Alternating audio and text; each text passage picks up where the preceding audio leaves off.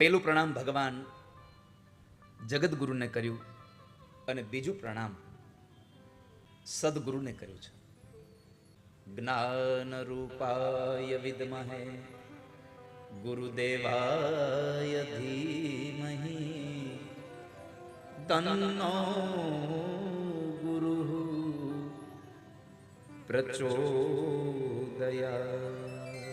જ્ઞાન રૂપાય વિદ્મહે ગુરુદેવાય ધીમહિ તન્નો ગુરુ પ્રચોદયાત. જે જ્ઞાનની મૂર્તિ છે, જ્ઞાનનો અગાધ સમુદ્ર છે, મહાત્માને અમે પ્રણામ કરીએ છીએ. એ સદગુરુને અમે પ્રણામ કરીએ.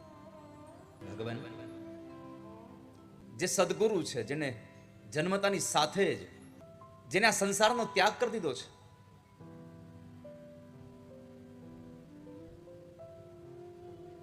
જેને કોઈ પણ સંસ્કાર કરવામાં આવ્યા નથી ને જેને કોઈ સંસ્કારની આવશ્યકતા પણ નથી, એવા સદગુરુ અમે તમને પ્રણામ કરીએ છીએ. જીવનમાં સદગુરુની બહુ મહત્તા છે.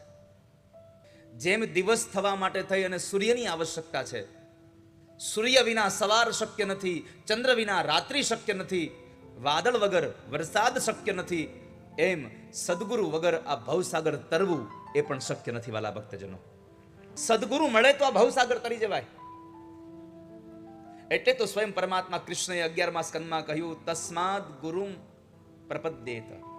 તમે સારા એક ગુરુના, યોગ્ય ગુરુના શરણે જાજો. ઉદ્ધવ, આવો સંદેશો સંસારના લોકોને આપજો.